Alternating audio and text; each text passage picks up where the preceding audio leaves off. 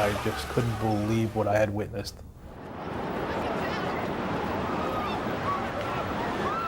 I'm not going to see my wife again. I'm not going to see my 4-month-old daughter. This is it. You know, I'm going to die right here. We have no idea what it was. It was a tremendous boom. All of a sudden, we all, for some reason, spin around to the monitors hanging up when we hear Dick Oliver yelling that a plane just flew into the World Trade Center. Something believed to be a plane crashed into the south tower of the World Trade Center. And I'll never forget, a police officer came up to myself and the reporter I was with, and he told us, like, God, you guys should be downtown because, you know, a plane just hit one of the trade towers. I was walking down 7th Avenue, I think, and I hear a voice yell to me, "Hey, you, come here." So I turn over, and it's a cop car rolling down the street, and, you know, I see the passenger with the radio in his hand, and he's saying, you know, "You want a story? You want a real story?" I'm like, well, what's going on? It was World Trade Center just exploded. I just didn't even take the elevator, straight down the steps, ran into the truck, turned the truck on, and just started heading down the FDR Drive. And as you head south, for a while you can't see the towers, but what we could see was the plume of smoke which was now drifting across the East River all the way to Brooklyn. I see where they're up ahead. You know, I see the one building with a huge gash in it, smoking like crazy. So I got as close as I thought I was, you know, gonna get, which was maybe 4 or 5 blocks. And I left my truck right on West Side Highway.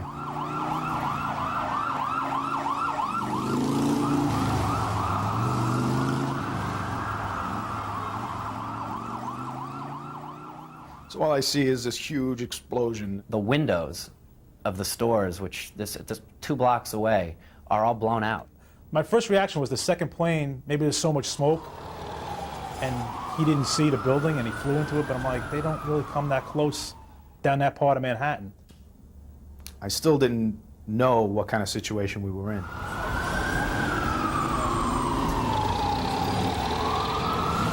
I thought that anything, it was a really uneasy feeling. I didn't know, you know, what was next.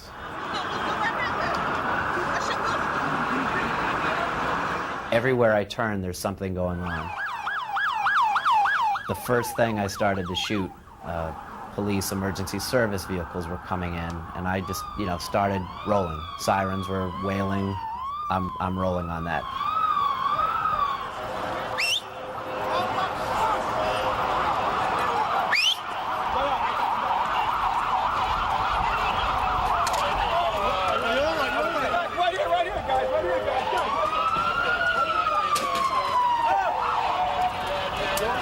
I was there with that purpose, to document, you know, what was happening. You know, I knew that I wasn't going to try and participate in any way.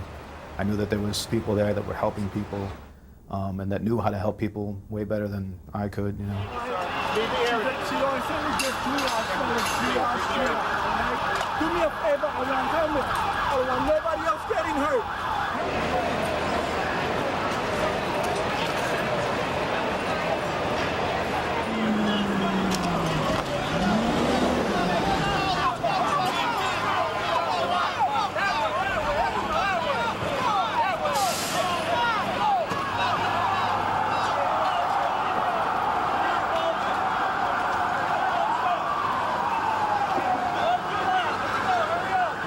Tried walking across the street a couple times to get actually into the Trade Center area and was stopped. 2 blocks away. All right. Have this interview. Second plane came from that side. Have the interview 2 blocks away. Come on, let's go. So I kind of just planted myself in front of the Millennium Hotel, which became a triage area.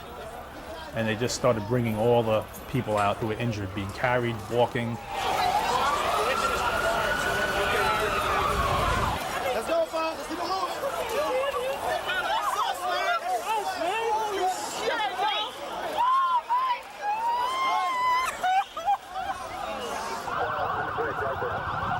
Some people were crying. Other people had this shock, disbelief. You know, they gazed up and then they just kept on walking. And just keep looking up and just utter disbelief. And I'm thinking to myself, How are they going to put this fire out? How are they going to put a fire in 2 buildings like this out? Let's go, Bob. Let's keep it moving. The thing that's going through my mind is like, okay, this is horrific, but the worst is over. I mean, as bad as it is, the worst is over. You know, now it's time to put the fire out, rescue the people that are trapped in the upper floors.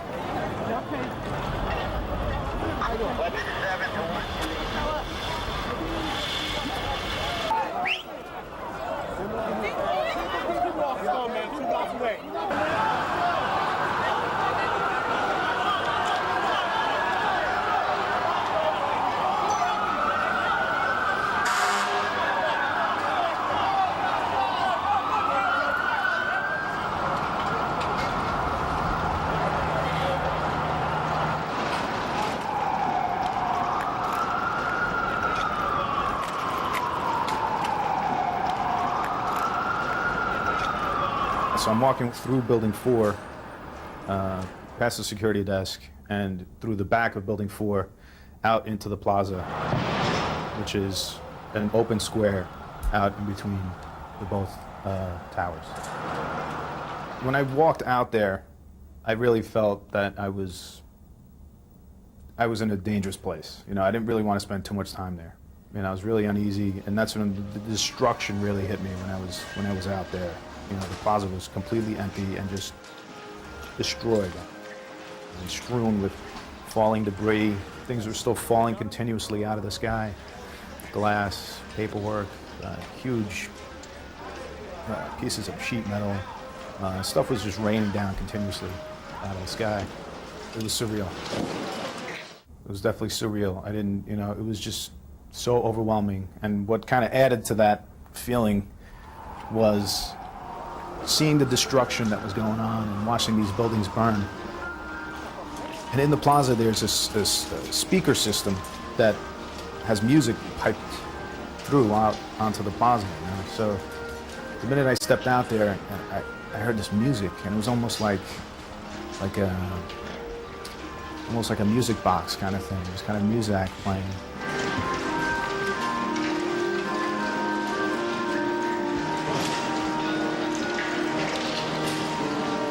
I had cover from Building 4, so I was kind of staying underneath this kind of canopy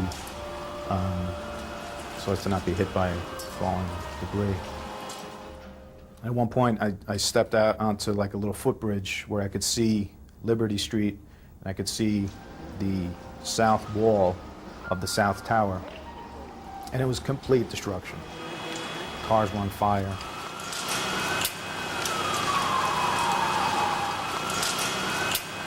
And then what caught my eye was a company of firefighters that were making their way right alongside the South Tower. You could tell that debris was like hitting them. They were like dodging debris, and they were darting their way into the South Tower.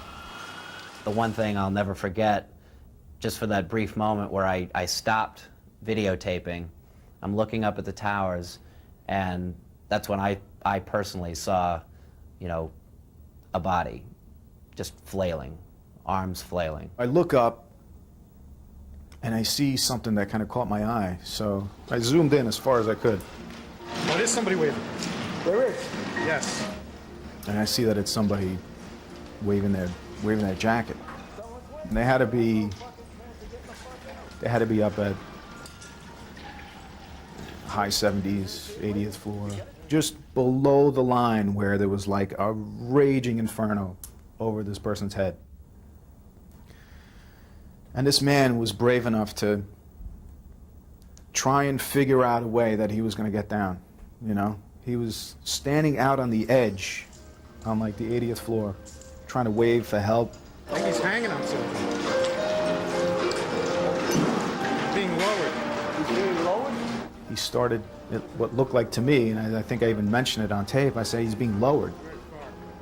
I thought that somebody was up there, you know, rescuing him somehow, and that he was being lowered down the side of the building. Because it looked like he was hanging on something, either something that he had created or some kind of rope, and he's trying to climb down, you know, the Twin Towers. And, you know, so he climbs down and he hangs on as long as he can. I'm thinking, I'm shooting the most unbelievable thing that I will ever experience in my life. And then you can tell he starts losing his grip, and he just falls. And it just crossed my mind that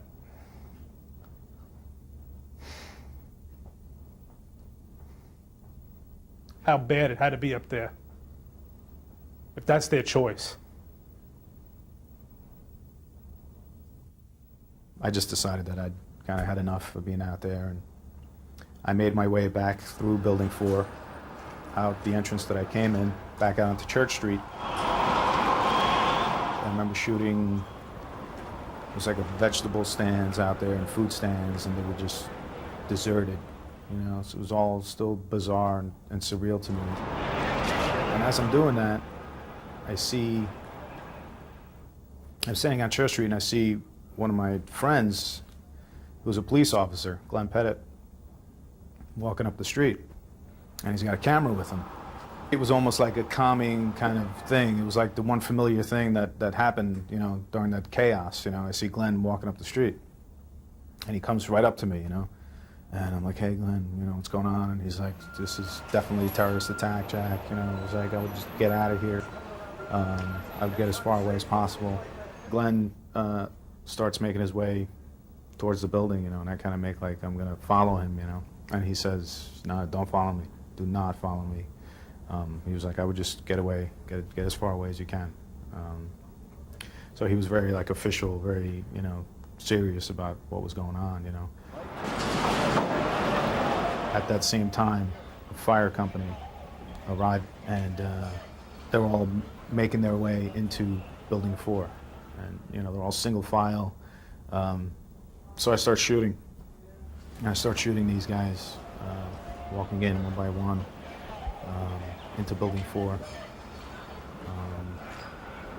I push into one guy who I see is like carrying, you know, the hose, and he's kind of carrying a lot of stuff, you know. And they're walking in like they're doing their job, and, you know, this is what they got to do. And at that point, nobody really had, you know, any idea that, you know, the buildings were going to fall, or, you know, everybody had in their mind to do their job and you know, do what they're supposed to do. You know, there was no way that I thought that this was the last time that I was going to see these people. You know, not at all. I mean, nobody. It was in nobody's mind that these buildings were going to come down. I mean, everybody knew that it was a seriously horrible situation, but that the towers were going to crumble down to the ground like they did, I don't think anybody could have visualized that at those moments, you know.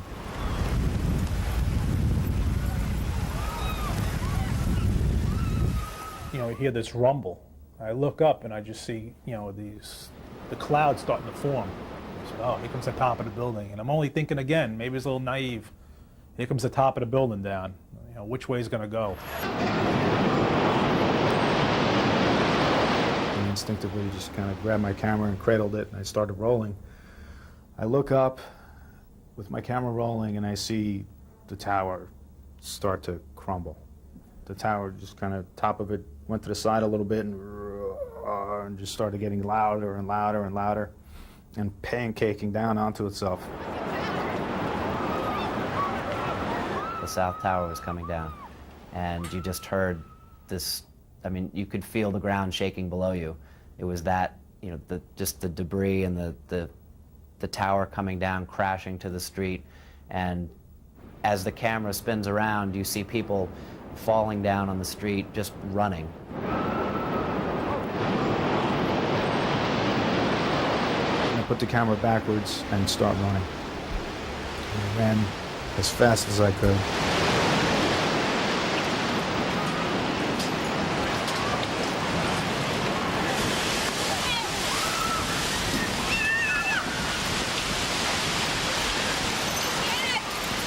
The sound just got louder and louder, and just the loudest roar that you could possibly imagine.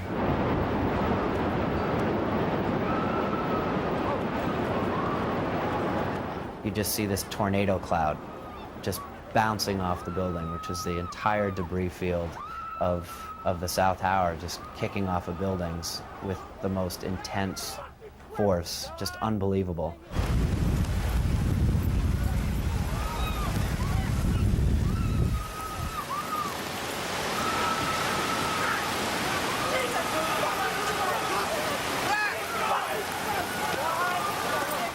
Jumped up and said, let me just start running. Instinctively just turned the camera around in my hand so I could at least record what I was running away from. People are just taking off all over the place, and I'm thinking any moment now I'm gonna either get hit with something or I'm just gonna get overwhelmed and die right here on the street. My life was flashing before my eyes. And as I'm running up the street, I'm thinking, that I was gonna get married next month, and my life was just beginning, and here it is all ending. Like a fool, I'm standing there as everyone's running past me, but my camera's fixed. I'm just kind of glued to my viewfinder, looking at what's going on. People are running past me. You hear people screaming, crying out, running, and you just see this cloud rolling up the block. And all of a sudden, I see parked up on Broadway, my colleague Dave Corporon shooting as people are running away, towards him. So I kind of zeroed in on him, and I was gonna, run right for him, and because as I'm doing that, I see that huge cloud of debris and dust, which I didn't know was following me up the road, was closing in from all directions, and I saw that Dave was just kind of concentrating on what was happening in his viewfinder and in front of him, so I just wanted to kind of run over towards him and either warn him or just make sure that he knew what was going on. In the midst of the crowd, I see Jack, our other cameraman, and he emerges, and as he passes me, he sees me, and he points. He points off to my left. He's like, look, look, look, look. I'm waving to, to look out to his left. And I turn to my left, and there's another wall of smoke, which is almost on top of me at that point. So I spin around, and I just start running. And the camera's still rolling, and you just see this cloud. I mean, it looks like something out of a movie. When I made my way past Dave, I could still see daylight, so I was kind of running towards the daylight, where everything was kind of closing in like this, and it was still like a little gap that I was like running as hard as I could for,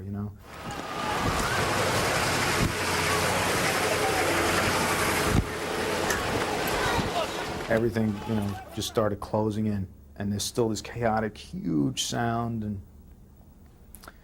I didn't know what was going to happen. I thought that I was just going to be overrun by debris and dust and die right there on the street. Now I know that, okay, I'm going to get swallowed up by this cloud.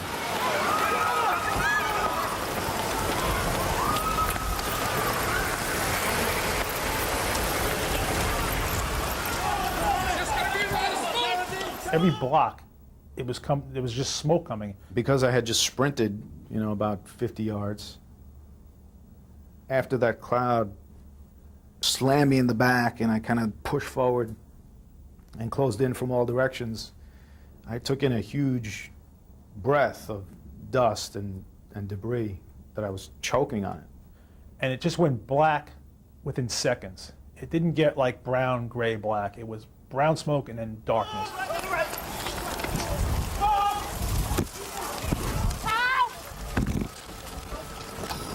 Pitch black. I mean, so black you couldn't see your hand in front of your face. And that, at that point, was the only time, I realized I had stayed too long. And for those first, say for the first 30 seconds to the first minute, when that cloud swallowed me up, I really thought I was going to suffocate.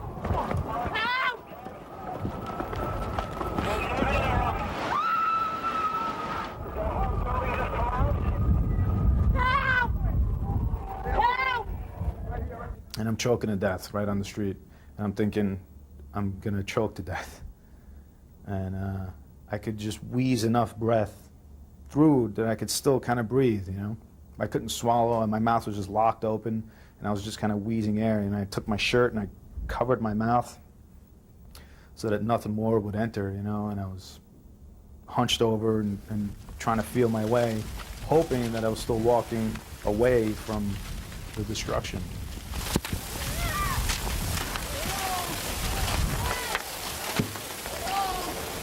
feel the thing starting to hit you. It started out really fine, and then it was getting heavier. You could feel larger pieces and stuff falling inside your shirt, and just kept clearing my throat, saying, you know, got to keep breathing. You got to keep breathing.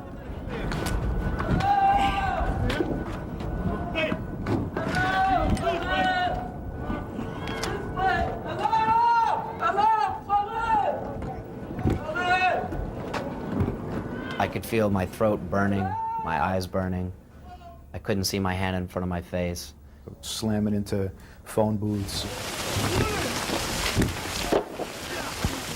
I mean, all kinds of things were going through my mind. I'm going to fall into a pit, you know, or whatever. When this cloud, this black cloud lifts, you know, an hour from now, 2 hours from now, whenever, we're all going to be face down, and that's it.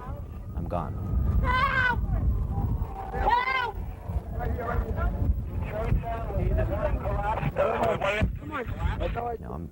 I'm not going to see my wife again. I'm not going to see my 4-month-old daughter. You know, it's just, you know, what have I done? What have I done? I've stayed too long.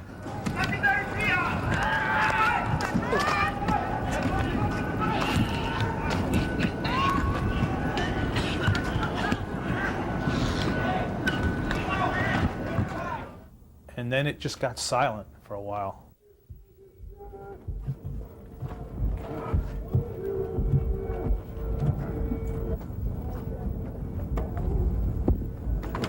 It's the most eerie quiet you could ever imagine.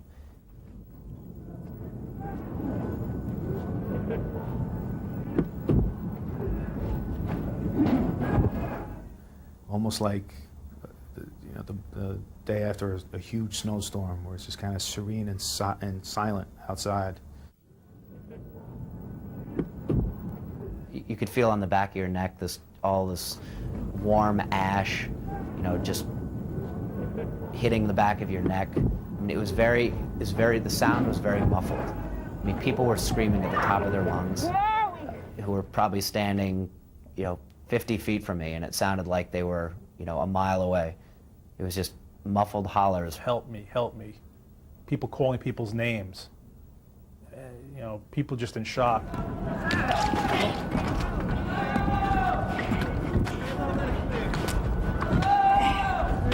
Gasping, coughing, didn't know if they were just gonna, you know, fall right there on the street and be left, you know, in this pitch black, you know, cloud. Help me, Jesus! Help! You know, I can hear one woman hollering, you know, help me, Jesus. You know, help me, Jesus, please.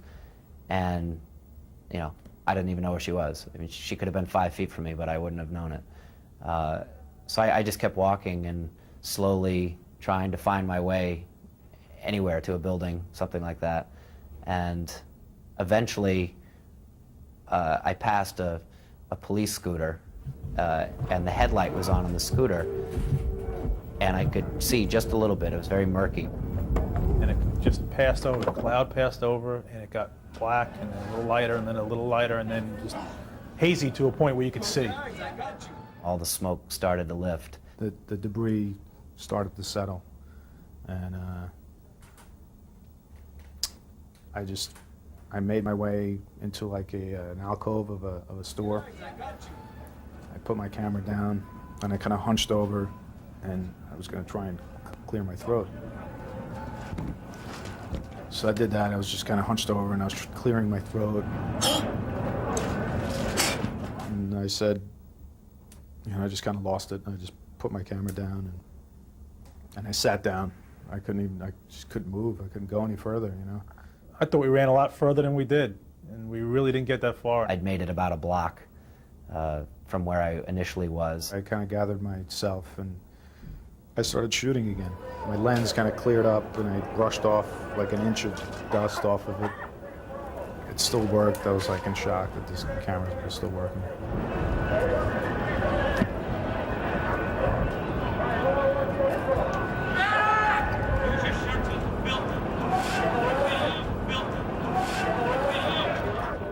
Where are we? Which way to go? Just Stay put. Stay put.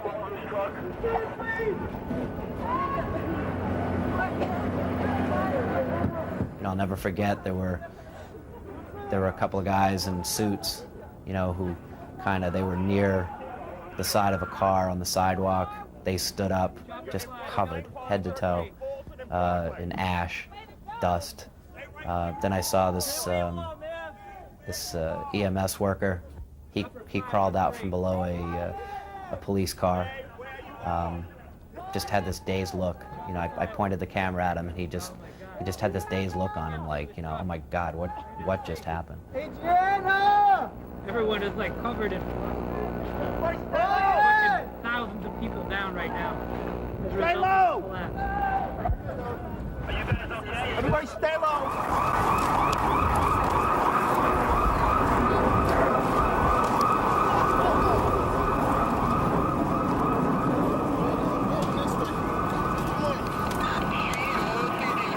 I just couldn't believe what I had witnessed. After doing this all these years and all the places I've been, things I've seen, had just never in my life seen anything like this.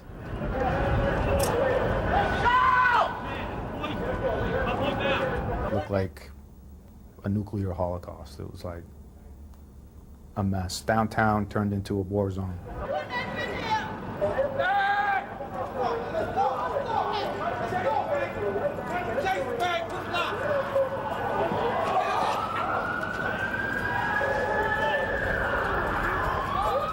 First person I saw was a still photographer, and he was kind of standing up already before me, blowing the dust off his cameras. I was kind of choking, and he handed me a bottle, I think it was a Snapple bottle. He said, "Here, clear your throat."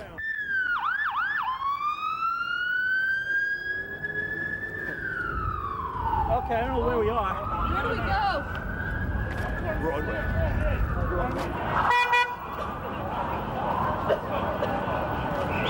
And then I just kept wandering the streets and just started shooting all the aftermath. Just couldn't fathom what had just happened.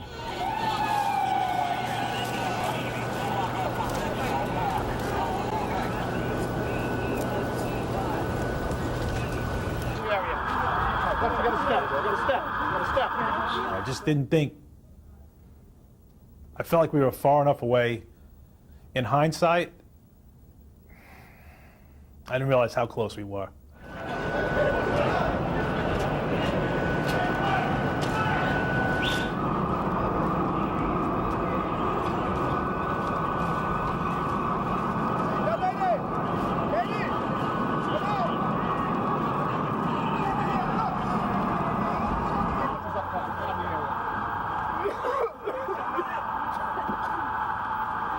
If you weren't down there and you saw it on TV, you will never understand what it was like to be down there. It was disaster. I'm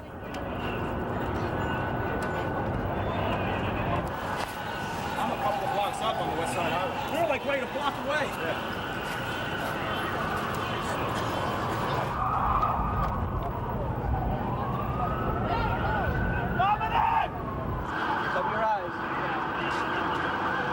I just started looking around. I wanted to see where Jack was. I wanted to see where Keith was, because we pretty much all bailed out at the same time.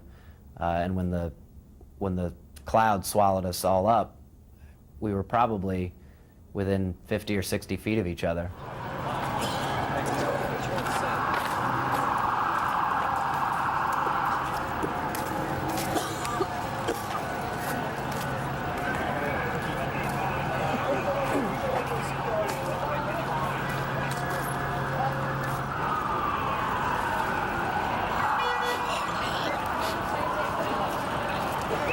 We came from 3 different directions. We all ended up, in the same place, thank God.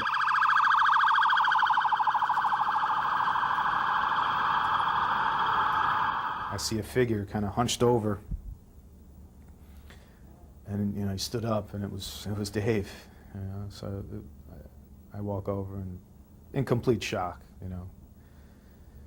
Just gave him a huge hug. You all right? And they were like, yeah, I'm okay. It's like, are you all right? I'm like, yeah, I think so. Regrouped and dusted each other off. His bald head kind of looked like he had hair, you know, it was like white hair on it, you know. He had about an inch of dust on his head, you know.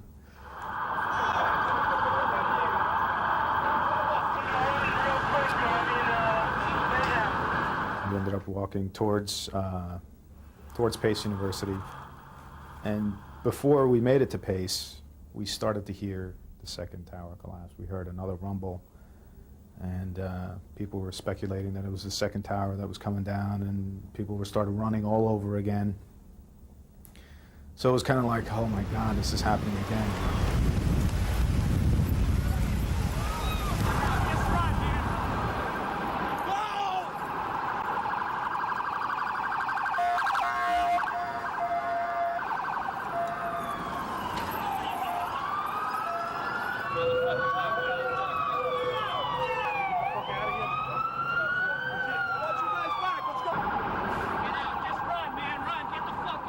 So we all started running again, and we were pretty close to Pace at this point, and we run, and we just make it inside the doors of Pace, and we look out, and the doors close, and this whole new wave of, you know, dust and debris slams into the doors, you know.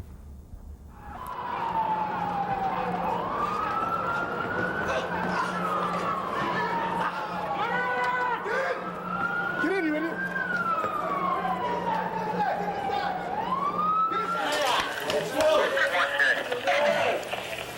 That time I learned my lesson. Made my way to the back, and I see phone banks.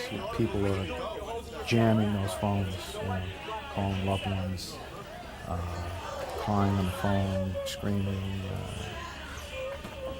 just, you know, trying to get in touch with people, you know, to let them know that whatever, they were okay. And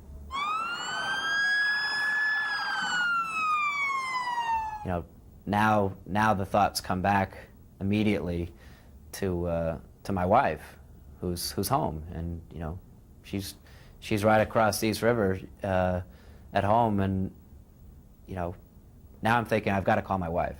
I have to.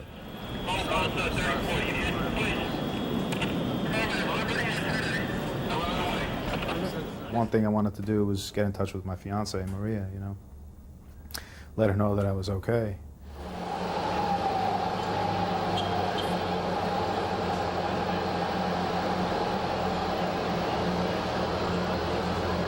I almost orphaned my child and widowed my wife.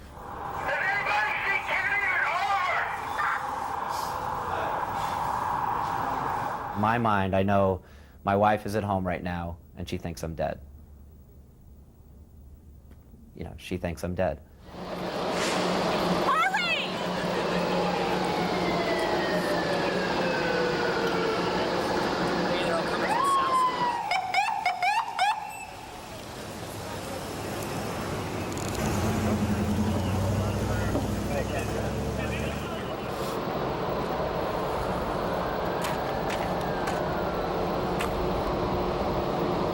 It took a good half an hour before I was able to find a working payphone, and I called her, and you know, she started crying hysterically, you know, as soon as she heard my voice, because she just thought that was it. You know, she's a single parent. Fortunately, it did not turn out that way.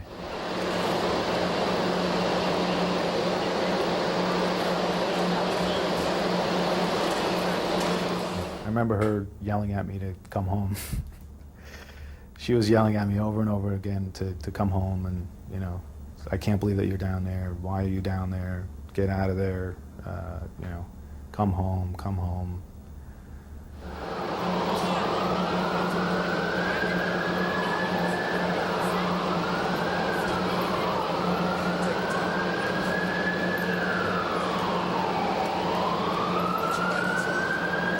Nothing was working down there, but the beepers were working. At least my beeper worked, and I got a page about 8:30 that night that just said, "Daddy, I love you."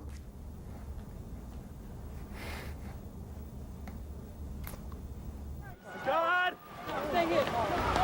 Never considered any of us survivors of the World Trade Center collapse, but I guess we were. I guess we were.